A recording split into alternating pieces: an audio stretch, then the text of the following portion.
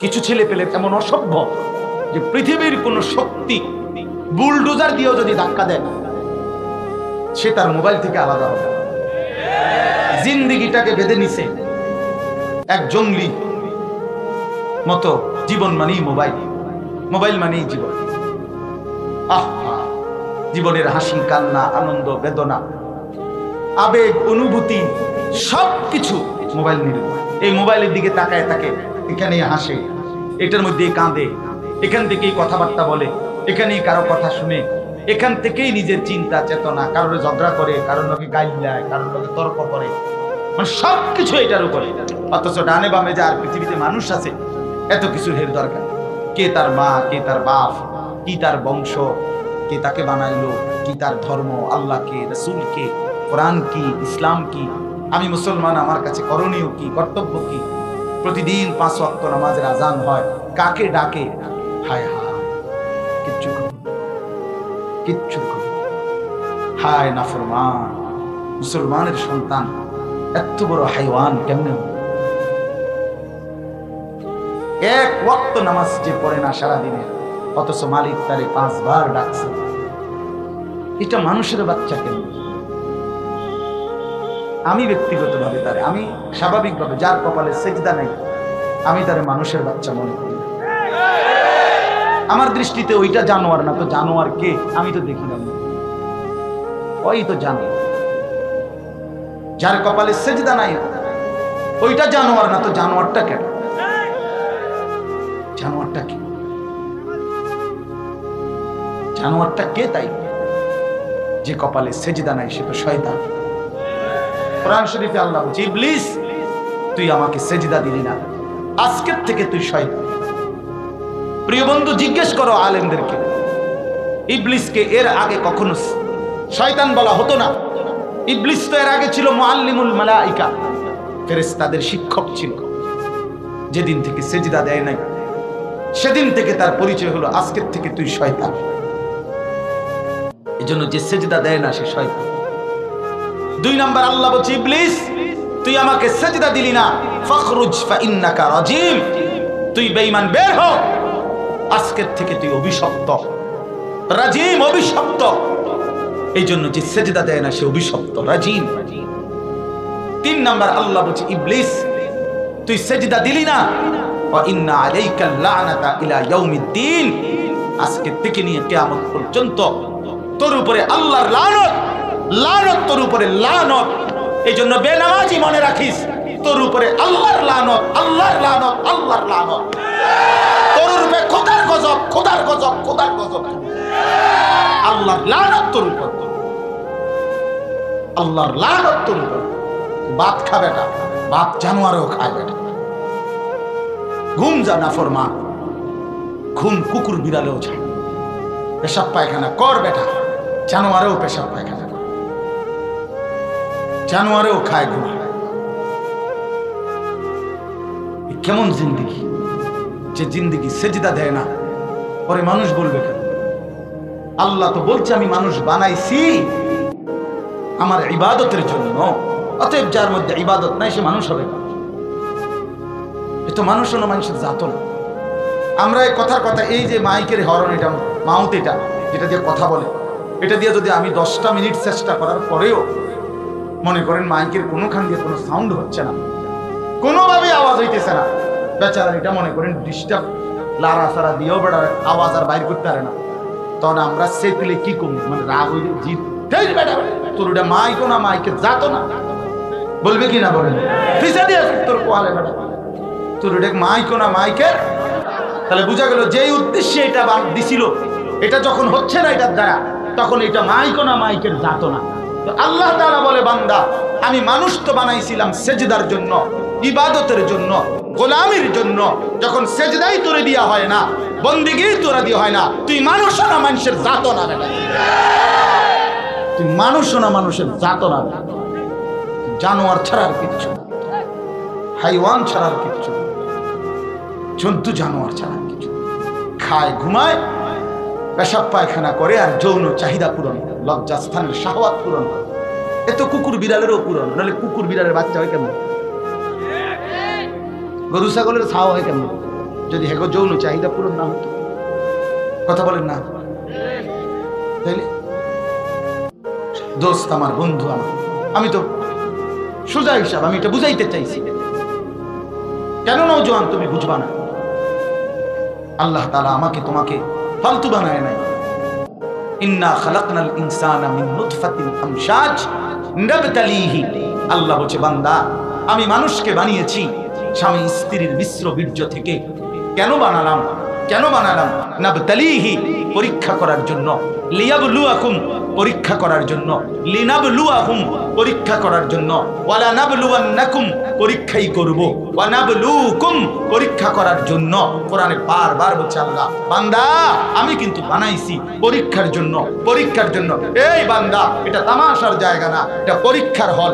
দারুল ইমতিহান, দুনিয়া পরীক্ষার ঘর, আখিরাত দারুল জাযা, ফলাফলের ঘর। পরীক্ষা দিবা এখানে, রেজাল্ট শুনবা সেখানে, মেহনত করবা এখানে, আরাম করবা সেখানে। দারুল মিহান, মেহনতের ঘর দুনিয়া, ওটা দারুল জাযা। রাসূলুল্লাহ সাল্লাল্লাহু আলাইহি ওয়াসাল্লাম বলেন, ফাইন্নাল ইয়াওমা আমালুন ওয়ালা হিসাব ওয়া গাদান হিসাবুন ওয়ালা আমাল। নবীজি বলেন, উম্মত শুনো, আজকে আমল হবে, হিসাব হচ্ছে না। এখানে এখানে ফিডাডিডা নাই, এখানে শুধু আমলের সুযোগ দিছে। এখানে ইমানদার নাফরমান সবাইকে খাইতে দিছে। পরীক্ষার হলে টিচার দেখে ছেলেটা ভুল লিখতেছে, কিন্তু উনি বলেন আমি তো যা বলার আগেই বলছি, এখন বলবো কেন? রেজাল্টের সময় দেখবা কয়টা ভুল হচ্ছে। রেজাল্টের সময় ভুল হয়, আপন টিচার দেখার পরেও তো পরীক্ষার হলে বলে না। এটা দারুল মিহান, মেহনতের ঘর, পরীক্ষার ঘর। কোরআন শরীফ আল্লাহ বলছেন, বাবা আহাসিবান নাসু আন ইউতরাকু আন ইয়াকুলু আমান্না ওয়া হুম লা ইফতানুন। আল্লাহ বলে, মানুষরা তোমরা ভেবেছো শুধু মুখে বলবা মুসলমান, মুমিন, আর তোমাদেরকে কোনো পরীক্ষা না নিয়ে আমি আল্লাহ এমনিতেই ছেড়ে দেব? তুমি কি মনে করছো আখিরাতের জান্নাত এনআইডি কার্ড দিয়া? কথা বলে না কেন? জান্নাত কি এনআইডি কার্ড দিয়া? জান্নাত কি জন্ম নিবন্ধন সনদ দিয়া? তুমি কি ভাবছো? কি ভাবছো বাবা? দোস্ত আমার, বন্ধু আমার, অতএব আমি অনুরোধ করছি, আমার উদ্দেশ্য ছিল নওজোয়ানদেরকে কথা বুঝানো। প্রিয় ভাই, তুমি নষ্ট হইও না। তোমার আল্লাহ শক্তি দিছে, সামর্থ্য দিছে, শরীর দিছে, যৌবন দিয়েছে, সক্ষমতা দিয়েছে, তুমি নষ্ট হবা কেন? হাদিসের মধ্যে আছে, আল্লাহ রাসূল সাল্লাল্লাহু আলাইহি সাল্লাম যুবকদেরকে আলাদা ডাক দিতেন। হাদিসে নবীজি ডাইরেক্ট আলাদা ডাকতেন, ইয়া শাবাবা কুরাইশ, হে কুরাইশের যুবকগণ, গুদ্দু আবসারাকুম ওয়াহসানু ফুরুজাকুম। হাদিস নবীজি বলেন, হে যুবকগণ, চোখ নিচের দিকে নামাও, লজ্জাস্থানের হেফাজত করো। এভাবে ডাক দিয়ে, হে প্রিয় যুব সমাজ, নিজের নজর হেফাজত করো, ভিন নারী থেকে হেফাজত করো, অশ্লীল ছবি থেকে হেফাজত করো, উলঙ্গ নারী থেকে চোখ নামাও, জিনা ব্যভিচারের দৃশ্য থেকে চোখ নামাও, হারাম নারী থেকে চোখ নিচের দিকে নামাও, রাস্তার ওই নারী থেকে চোখ নিচের দিকে নামাও, সিনেমার ওই নর্তকী থেকে চোখ নিচের দিকে নামাও। ওই নারী সুখ দিবে না, ওই নারীর জীবনে সুখ নাই। কোনো বেহায়া নারী সুখে নাই, কোনো নর্তকী সুখে নাই, কোনো গায়িকা নায়িকা সুখে নাই, কোনো অশ্লীল উলঙ্গপনা, বেহায়াপনা, কোনো বেপর্দা নারী, আল্লাহর কসম, সে সুখে নাই। যার নিজের কাছেই সুখ নাই, যার কলিজা জাহান্নামের আগুন ধাউ ধাউ করে জ্বলে, সে তোমার সুখ কেমনে দিবে যুবক? সে তোমার যুবক সুখ দিবে? সে তো তোমার ধোকা দিচ্ছে, সে ধোকা দিচ্ছে। সে নিজেই powder, Fair and Lovely, makeup দিয়া নিজেই সাজে 2 ঘন্টা লাগাইয়া, আবার 4 ঘন্টা পরে সে নিজেই পানি দিয়ে এগুলা ধুইয়া ফেলে দিয়া দেয়, নিজেরটা নিজেই ধুয়ে ফেলে। তার মানে সে বুঝায়, যুবক, মাঝখানের এই 4 ঘন্টা তোকে আমি ধোকা দিছি। হালাই দিলা তোমার পাউডার, তুমি হালাই দিলা, তোমার ফেয়ার এন্ড লাভলি তুমি ধুইয়ালাই লাগা, বুঝাই গেল আমি ধোকা দিছি। সে নিজেই বলে আমি ধোকা দিছি, ধোকা দিছি। ওই লাল শালুওয়ালারা যেমন নিজেই বলে, কিন্তু বোকা মানুষ বুঝে না।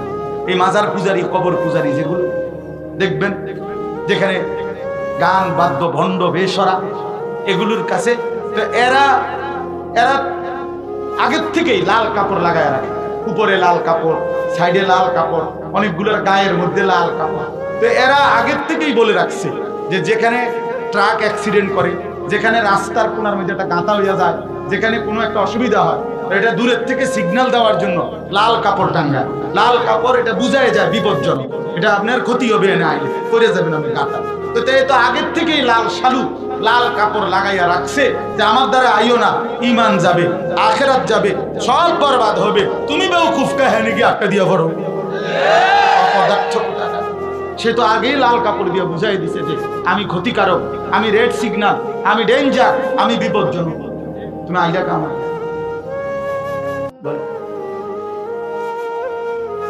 এই জন্য বেহায়া নারীও এরকম, বেপর্দা নারীও এরকম। সে নিজেই ধোকা দেয়, সে জানে। তুমি বোকা হইলা কেন, তুমি ধোকা খাইলা কেন? এই জন্য আজকে অনুরোধ করছি, ইসলাম নিয়ে ভাবা দরকার, দিন নিয়ে ভাবা দরকার। আগামীর পৃথিবীর দৃশ্যপট ঘন্টায় ঘন্টায় অল্প সময়ে গোটা পৃথিবীর হিসাব কিতাব বদলে যায়, একটা দেশের হিসাব বদলে যায়। সকাল 10টা বাজেও শুনছি, 11টা বাজেও শুনতেছি, 12টা বাজেও শুনি, জোহরের নামাজ পইরা মাত্র ভাত খাইছি, এই আমার কাছে দৌড়াইয়া হুজুর বাইকে গেছে, পলাইছে, হুজুর পলাইছে, আর কি না পলাইছে, পলাইছে। এখন আমার 3 বছরের বাচ্চা মেয়েও কয় আব্বু পলাইছে। এ আজকেও কইছে আমার মেয়ে আব্বু পলাইছে। আমি কেডা পলাইছে? হাসিনা বুবু পলাইছে। দুপুরের ভাত আর খাইতে আসছে, দিছে দৌড়, পলাইছে। বন্ধু, 1 ঘন্টায় পৃথিবীর 45 মিনিট সময় চাইছে, 45 মিনিট সময় দেয় নাই। 16 বছরের দুর্দণ্ড প্রতাপশালী জালেম 48 মিনিট, পৌনে 1 ঘন্টা টাইমও পায় নাই।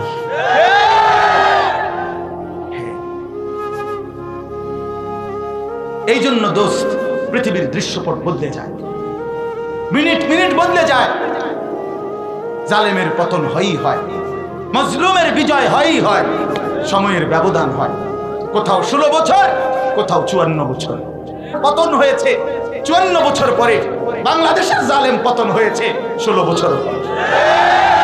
জালেমের পতন হয়েছে কিনা, উইকেট পড়ছে কিনা? ইনশাআল্লাহ এই বছর উইকেট পড়বে, ইনশাআল্লাহ। এই বছর উইকেট পড়বে ইনশাআল্লাহ। গত বছর 2 উইকেট পড়ছে, এই বছর ইনশাআল্লাহ। বোলিং চলতেছে, বোলিং বন্ধ না, কররা বোলিং হইতে আছে ইনশাআল্লাহ। সারা বিশ্বে বোলিং হচ্ছে, ইমানদার বিজয় হবে। আগামীর দিনে শুনবা একদিন ভোরবেলা ঘুম থেকে উঠে প্রধানমন্ত্রী নেতানিয়াহু ওই কত্তার উইকেটটাও পড়ে গেছে। এই যুবক শুইন, এই মনে রাখ, কালেমার বিজয় হবেই। গুজরাটের ওই কসাই অসংখ্য ইমানদার মুসলমানের হত্যাকারী নরেন্দ্র মোদীর উইকেটটাও পড়ে যাবে, কোনো সন্দেহ না।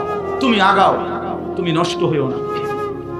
আমি বললাম জওয়ান ছেলেরা নষ্ট হইও না, নারীর ফান্দে পড়ে যাইও না। বাপ নারী মিলেই যাবে। তোমার বাপ বিয়ে করছে, তুমিও করতে পারবা। তোমার দাদা বিয়ে করছে, তুমিও বিয়ে করতে পারবা। তোমার পূর্বপুরুষ বিবাহ শাদী করছে, তুমিও পারবা। তোমার সমাজে প্রতিনিয়ত মানুষ বিবাহ করছে, তোমার জন্য একজন হালাল স্ত্রী মিলে যাবে। তুমি কুত্তার মতো হইও না। তুমি চরিত্রহীন হইবা কেন বাপ? মোবাইলের ওই নারী তো তুমি ছুঁইতে পারো না, মোবাইলের ওই নারী তো তুমি ধরতে পারো না, মোবাইলের ওই নারী তো তুমি স্পর্শ করতে পারো না। শুধুমাত্র এই ছায়া দেখে দেখে নিজের নষ্ট করে দিলা, চরিত্রহীন বানায় দিলা, শরীরটা ক্ষয় করে ফেললা, যৌন শক্তিটাও নষ্ট করে দিলা, অসংখ্য টাকাও বরবাদ করে দিলা। সমাজের চেহারায় চোখেও তুমি একটা লম্পট, চরিত্রহীন, দুশ্চরিত্র বখাটে হিসাবে গণ্য হইলা। এতগুলো লস কইরা কি পাইলা বাপ?